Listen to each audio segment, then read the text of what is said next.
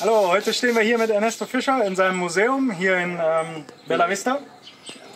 Und du hast hier eine besondere Geschichte. Dein Urgroßvater ist Gründungsvater sogar von der Kolonie gewesen. Ja. Genau, kommt ursprünglich aus Österreich? Ja, mein Urgroßvater, der ist von Österreich gewesen. Er kam 19 Jahre nach Brasilien. Er ist in Österreich geboren, in Gabons, Bremen. Und dann kam er nach Brasilien, dann verheiratet sich mit Katharine Bohn, hatten 6 Kinder und mein Urgroßmutter ist gestorben mit 29 Jahren bei der Geburt ihres 7. Kind, mit ihres Kind. Das ist jung, ja. Im Jahrgang 1917 kam mein Urgroßvater mit seinem Schwiegervater nach Zone, Paraguay, und haben dann 3600 Hektar Land gekauft. Und am 1. Juli 1918 haben sie diese Kolonie gegründet hier, Bella Vista. Ja. Und dann von der Landwirtschaft gelebt ursprünglich? Oder? Alles von der Landwirtschaft und Sägewerk. Sägewerk. Der Onkel von meinem Vater, der hat das erste Sägewerk in Bella Vista gehabt, 1920, und mein Großvater 1926.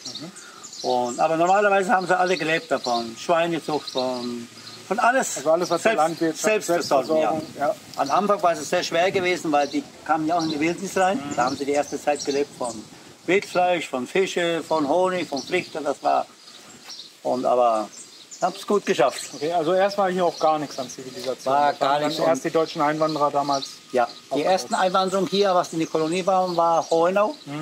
Das war 1900, 1912 Obrigado und 1918 Bella Vista. Und das ist die Vereinigte Kolonien, heißt das hier, weil vor 60 oder 62 Jahren wurde unsere Kolonie, die Cooperativa Colonias Unidas gegründet. Und das waren die 3 Kolonien zusammen, die haben das gegründet. Ja. Deswegen kennt man uns mehr als Colonias Unidas. Ja, genau, hört man öfter hier in Paraguay. Aber jeder einer treibt von selbst. Das ist Hohenau, Obrigado und Bella Vista. Aber es ist ja trotzdem schön, wenn man dann als Kolonie zusammenarbeitet, irgendwo doch zusammenarbeitet. Besser als wenn man gegeneinander arbeitet. Je stärker ist man ja, je größer man. Ja, mit der Kooperative geht es gut, aber so normalerweise ist es. Mit der Politik ist es dann aber nicht leicht. Ja, okay. Das ist jeder für sich selbst. Bella Vista für sich selbst, Obrigado oder Hohenau. Ja. Ach so, okay. Ich bin ja jetzt auch im Gemeinderat drin. Und 1 Jahr und etwas. Aber wir arbeiten sehr gut in die Kolonie. Es wird nicht nach die Farbe geguckt von der Politik. Es wird geguckt, dass unsere Kolonie vorankommt. Das ist auch der Sinn der Sache eigentlich von Politik. So sollte es aussehen. Naja, und das sind jetzt schon so Gartengeräte oder Ackergeräte. Ackergeräte, ja, von die Zeiten oder vielleicht ein bisschen später. Und naja, das hat sich so gemacht vor 18 Jahren. Ich habe ein Motorrad gekauft, eine Honda, und dann noch ein Motorrad, und dann kamen immer mehr Sachen dazu. Und dann waren es schon 1500 Artikel gewesen, und dann haben wir gesagt, was machen wir jetzt? Und dann machen wir ein Museum auf. Dann haben wir angefangen mit einem alten Schuppen gekauft, das ist auch fast 100 Jahre alt schon. Und die ersten. So alt ist er schon? Ja, ja. Sieht man aber nicht. Ne, sieht noch gut aus. Das drinnen nicht, aber von außen die ja, gut, aber genau, alles. Aber sehr, sehr gut im Stand. Goldenstand, ja. Das ist alles Hartholz, das ist Canafisto, das ist Ihuirapuita und das ist Lapacho.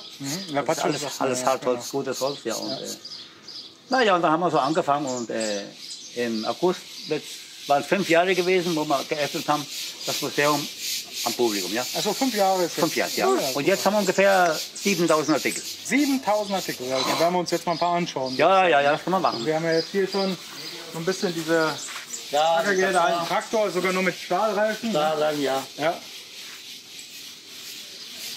Das ist ein Baum, der ungefähr 500 Jahre alt. Der ist hohl.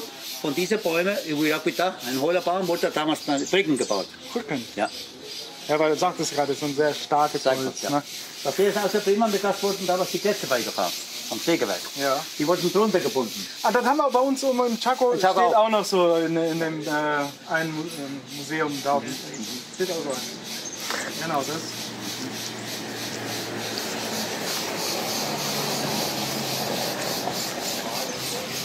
Da haben wir eine Zechmaschine, sagen wir, die ist selbst artesanal, das ist von einem Mann, hat die gebaut, abgeguckt von einem Modell, von einem brasilianischen Modell, und hat die selbst gebaut. Also nachgebaut. Nachgebaut, und mit Vollfedern und alles noch, alles so. Richtig. Aber die war auch richtig in Arbeit. Ne? Ja, war in Arbeit, ja. Die funktioniert heute noch. Ja? Mit einem Motor und einem Treibriemen und dann so arbeiten. Naja, und hier hat es angefangen, und das Motor, das hier das erste Motor. Ja, hast du gesagt, das erste war eine Honda, ne? Eine 90. Roller, ja. Da kam eine 70er, und dann kam das Motor so nachgekauft. Also, ja. Ja. Und dann hier ist eine Triumph. 1944, eine englische Motorrad. Oh ja. Und So alte Fernseher, der Radios. Fernseher, also Radios. Da sagt man dir hier damals Kontrabass. Kontrabass. Ja, Kontrabass, genau. ja. Und da Eisenbahn und Ja. also für jeden irgendwie was dabei. Es hat von alles für jeden jeder hat einen verschiedenen Geschmack, ja. Ja. Das Bett war von meinem Vater gewesen, das hier, diese Wiege von meiner Mutter. Damals hat man einen Strohsack gehabt. Stroh. Stroh. Da hat man drauf geschlafen. Auch nicht schlecht. Und ist das bequem? Das ist bequem und viel bequemer wie eine gewöhnliche Matratze. Ja. Nicht Hast du schlecht. dann, morgens musst du halt aufstehen, mussten wieder aufstehen, richtig? Ja. Dass das locker war. Ja. Aber das schimmelt dann auch nicht, oder? Gar nicht. Auch nicht schlecht. Man hat öfter schon mit Kinder dann mal drauf geschlafen und vielleicht drauf gemacht, dann muss man in die Sonne. Ja, gut, aber zur Not kann man es ja auch wechseln. Ne? Kann man auch, ja. Das war ja immer die Arbeit gewesen, wenn Regenwetter war, da musste man dann Stroh. Weil da musste man immer so Strohhalme machen und immer mit dem Nagel kam das so und immer zerschneiden. Das ist ganz fein. Ja, für das Bett. Für das Bett. Ah, ja. Und den Knoten rausmachen. Okay. Und den Mais hat man gebraucht, wenn man einen Maiskolben hatte. Vorne die Spitze hat man die keiner weggemacht und hinten auch. Und man hat nur den Samen von die Mitte genommen. Ja. Weil der andere Samen war nicht gut. Das war der Hauptsamen gewesen. Okay.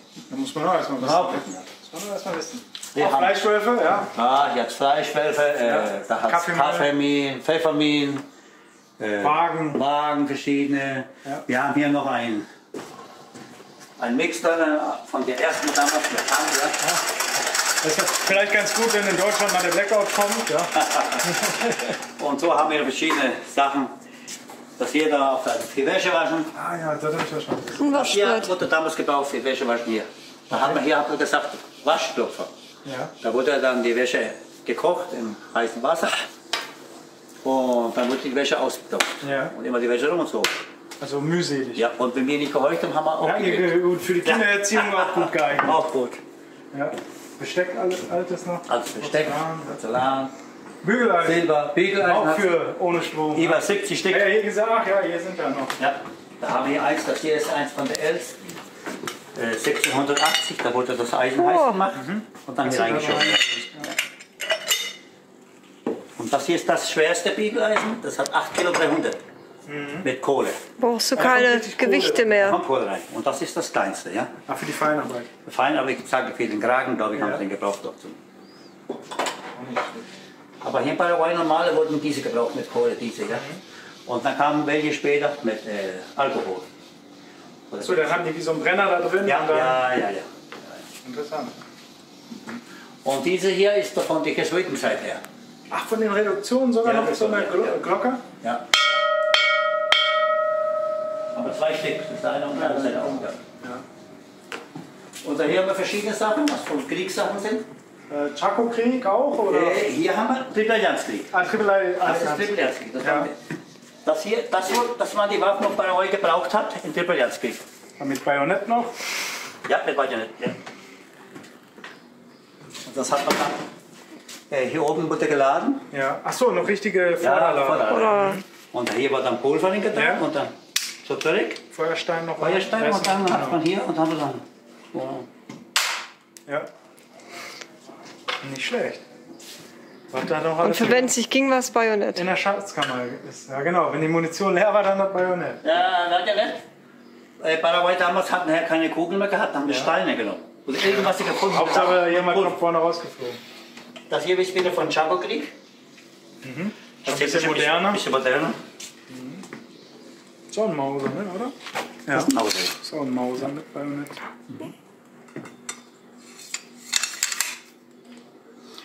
Das hat einen Unterschied mit der. Bitte mal halten. Wenn Sie mal ein Schwert zeigen.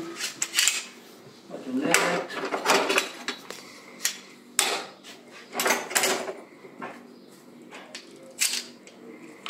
Das hier ist vom Zweiten Weltkrieg, das war von den Japanern gewesen, ja? Ja.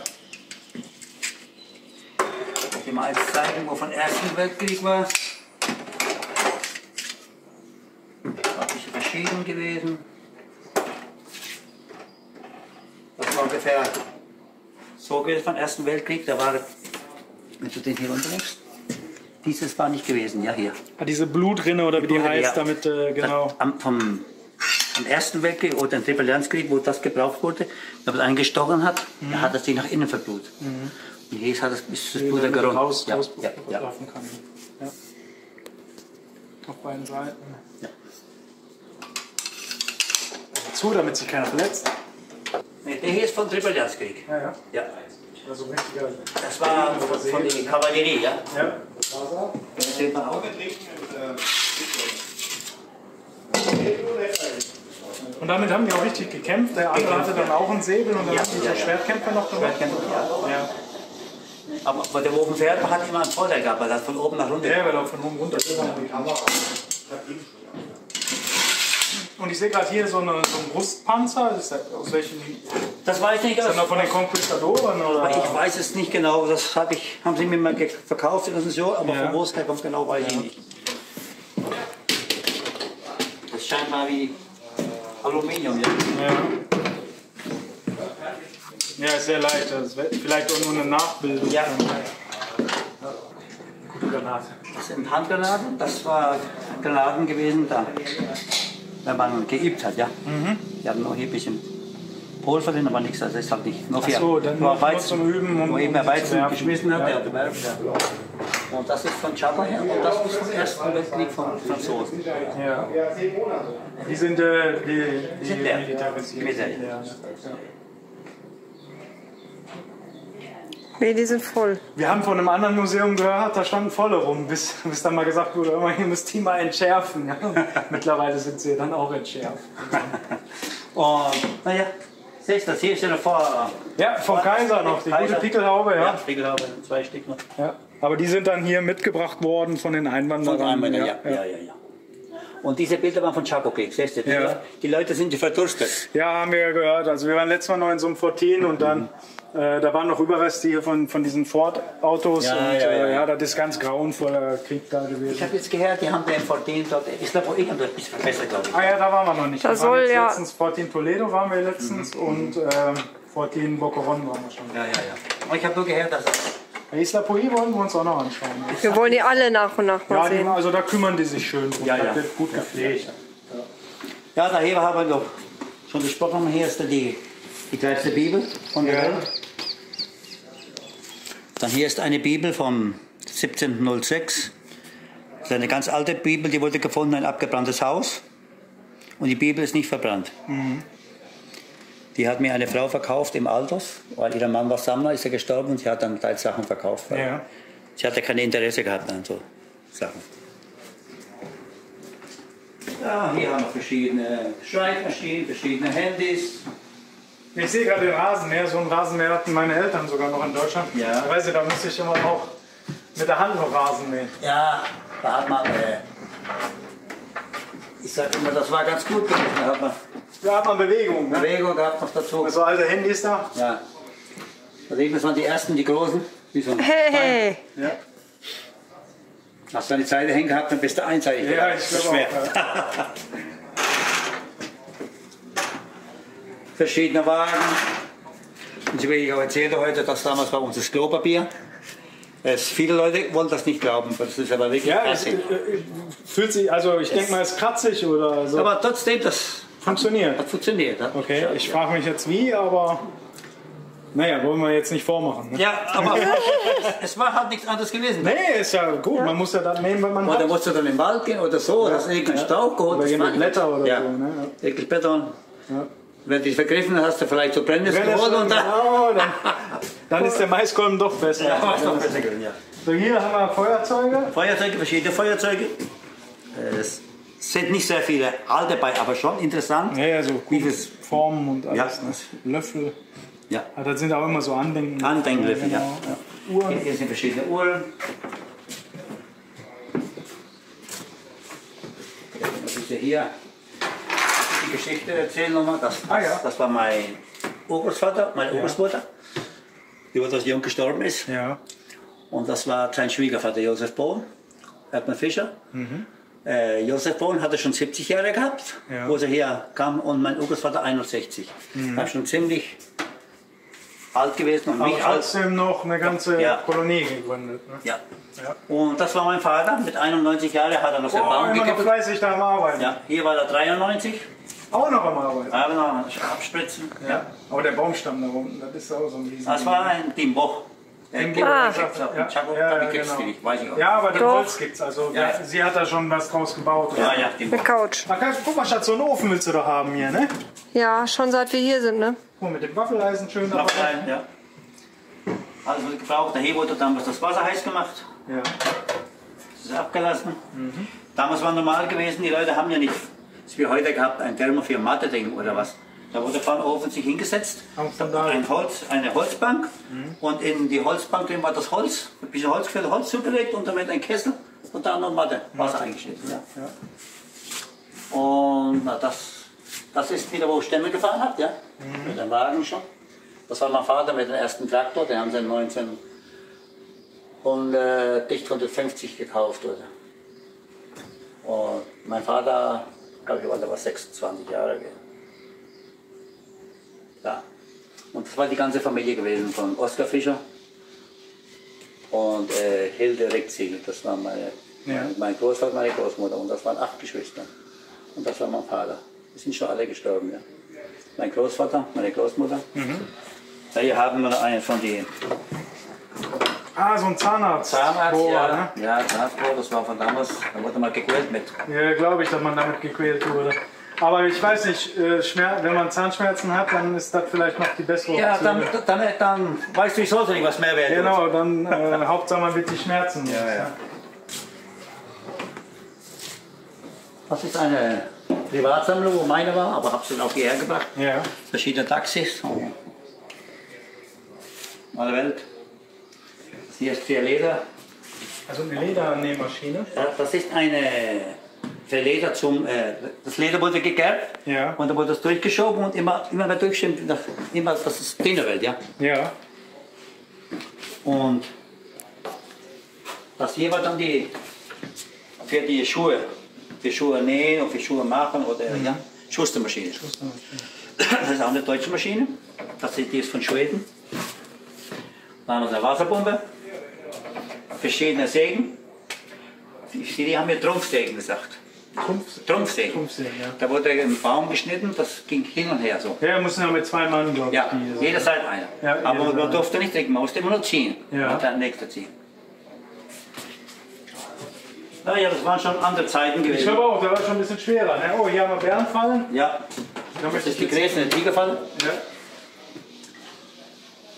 Und die wurden dann zur Jagd genutzt? Ja, zur Jagd, ja.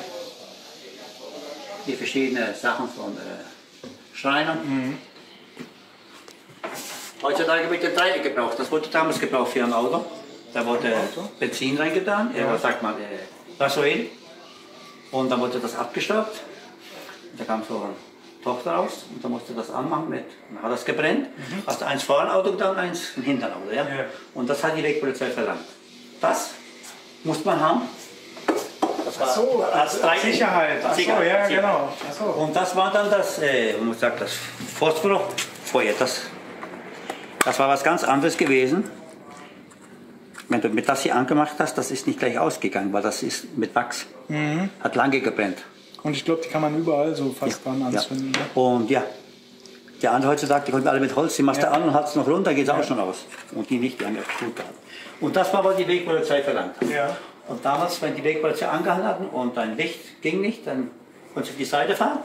Wenn du eine Birne gehabt zum Wechseln, konntest du wechseln, dann haben sie nachgeschaut, haben sie dir deinen Führerschein gegeben, bitte fahren sie weiter. Ja. Nicht wie heute. Heute ist strenger. Heute ist alles anders. Ja. Heute musst du ein bisschen bezahlen. Ja, heute braucht ein bisschen Öl. Ja. Auch nicht immer. Wenn man alles in Ordnung hat. Genau, dann ist eigentlich. Hier sind noch ein bisschen weitere Waffen. Ja. Verschiedene Marken von Motorrädern. Ja. Nähmaschinen. Nähmaschinen. Und Uhren. Und Uhren. Das hier ist eine ganz alte Nähmaschine von den ersten. So mit Handknopf. Ja. Die ist noch einwandfrei. 1883 wurde die erste gemacht. Nachdem kann man die Nähmaschine dann mit dem Fuß schon, ja? Das ist jetzt noch einwandfrei. Da hier haben wir einen Fernseher. Schön im Schrank eingebaut.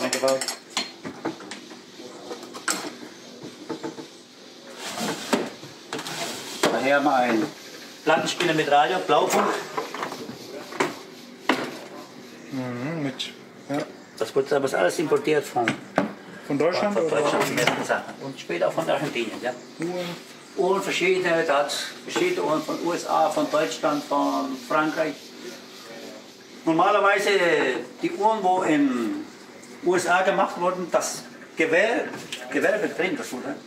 Das Uhrwerk. Normalerweise war das deutsch gewesen. Ach so. Wurde exportiert nach nur Amerika hat nur drumherum gebaut. Ja. Und die beste Marke war immer von Deutschland, so ich das weiß, war der Junghans gewesen. Junghans, ja. Marke Junghans, ja. Da hinten geht es jetzt weiter dann. Jetzt geht's weiter dann. Naja, hier geht's weiter. Das sind alles Sachen von den ersten Japanern, die eingezogen sind hier in Pirapo. Also hier gab es auch japanische Kolonien? Es gibt eine Kolonie hier, gar nicht weit weg hier, Pirapo. Pirapo, und das ist eine japanische Eine japanische Kolonie. Da leben immer noch Japaner? Leben Japaner, ja. Das ist ja wie La Gomera, ist glaube ich auch eine La Gomera war die erste japanische Kolonie. Das war die erste? Ja.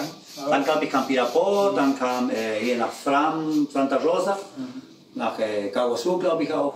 Also sind auch einige Japaner eingewandert. Ja. Koreaner glaube ich auch viele. Ne? Ja, aber Koreaner sind wieder mehr, die sind Leute, wo mehr Handel tun. Ach so. Japaner Haben auch Landwirtschaft. Japaner arbeiten bei alles Landwirtschaft. Ja.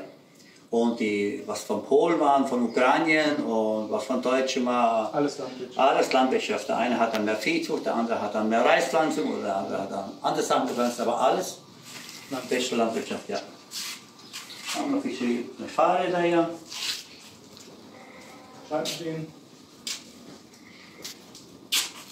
Dieses hier habe ich bringen lassen von Uruguay. Das ist ist nachgemacht von der ersten Fahrräder, wo Frankreich gebaut hat. Ich glaube, ich bis jetzt immer nur auf Fotos gesehen, die so hoch gehen. Jo. Ja, ist wohl selten zu finden, eine hier. Kann sein, In Paraguay noch wohl ganz wenig. Ja, sorry, in Deutschland habe ich das auch nicht gesehen. So. Diese Pferdekutsche habe ich vor 3 Jahren und etwas vor der Pandemie bringen lassen von Österreich. Und hier haben wir sie restaurieren lassen. Also, wer noch eine Pferdekutsche braucht, Ja. Ich glaube, du verkaufst auch fast alles, oder? Es hat viele Sachen, wo verkauft werden. Also, wenn ihr mal Interesse habt, Ja, habt ihr wenn jetzt man gesehen, Interesse hat, kann man was kaufen und bekommen uns einen Preis, das ist kein Problem. Ja, die Sache ist, ich habe so viele Sachen, wo ich noch nicht ausstellen kann, weil ich zu wenig Platz habe. Also ich mal weiterbauen und habe keine Unterstützung. Ja, gut, Beide. das ist immer. Mit unseren Politikern ist das schwer. Ich sage immer, wenn sie nichts holen können, dann können sie auch nicht geben. Also, wer den Ernesto unterstützen will hier und ihm helfen möchte, hier das Museum aufzubauen, Ja, ich habe eine Inversion jetzt ungefähr von $700.000. 700 hat hier investiert. Ja, gut, klar. Ich meine, wenn man jetzt hier sieht, die ganzen Sachen, Ja. die müssen ja auch gekauft Ja, werden. am Anfang zusammenrechnen, was jedes kosten würde. Ja. Ja. Ich meine, und auch die Halle muss gebaut werden. Ja, alles. Restauriert, Standhaltung. Ja. Aber hier haben wir jetzt auch. Hier sind schon Sachen, wo man auch Das ist auch teilweise Nachbau. Ich Ja, glaube, das das ist sind so nur zum Anschauen. Ja, so nach. Ich glaube, die kann ich schießen. Und dann deswegen, die sind dann zum Verkauf. Das ist 500.000 Euro. Ah, ja. Und dann verschiedene Messen. Ja. Das habe ich alles praktisch im Museum. Aber das sind ja auch jetzt hier wieder Bajonetts, das sind wieder Originalstücke. Das sind Originalstücke. Ja. Katzenweg. Da ist auch noch ganz alter Fernseher. Ja. Guck, Schatz, du brauchst ja so einen Overhead-Projektor dafür dein. Ja, eigentlich ja. Da haben wir verschiedene Wagen. Ja. Das ist Bronze, drin ist Silber. Lautsprecher. Lautsprecher. Das sind alles Sachen von Silber hier. Ja? Ja. Oder Versilber, ja. Ja. Bronze. Andererseits haben wir auch noch Radios. Und Nähmaschinen. ja. Eine Katze. Ja, da bin ich gerade schon 30 Jahre drüber Da muss man geflogen. schon aufpassen, dass man nicht drauf tritt. Aber die ist so süß. Ja. Jo. Dann hast du, glaube ich, drüben sowieso noch so einen kleinen. Ein Laden, ein Verkaufsladen, Laden, wo wir Sachen bringen, wo von USA, von Europa. Ja. Und so bringen wir mit dem Container. Jetzt, Sachen halt jetzt ist es ein bisschen schwer geworden mit den Preisen. Die Preise sind alle sehr hoch. Es ist alles hoch geworden und gegangen. Es ist schwer, was jetzt von Leben bringt. Ab und zu lasse ich was bringen, wenn ich was billig finde, über mit dem Sammelcontainer. Lass mich bringen, aber Aber der Kubikmeter kommt jetzt auch schon über 300 Euro. Ja, ja. Das lohnt sich bald nicht mehr. So ist Leider. es. Aber ich würde sagen, wir verlinken hier den Standort und die Kontaktdaten von Genau. Ernesto. Und ja, ihr müsst am besten sowieso selber hier gucken, weil so viel. Sachen, Genau, die das man kann sehen ich alles gar nicht kann man gar filmen. nicht alles filmen. Nein, das ist unmöglich. Und Nein. genau, der Ernesto, du hast immer offen, von Montags bis Samstags. glaub ich. Dienstags bis Samstags. Dienstags bis Morgens Samstags. bis um 11:30. Ja. Dann machen wir normalerweise zu.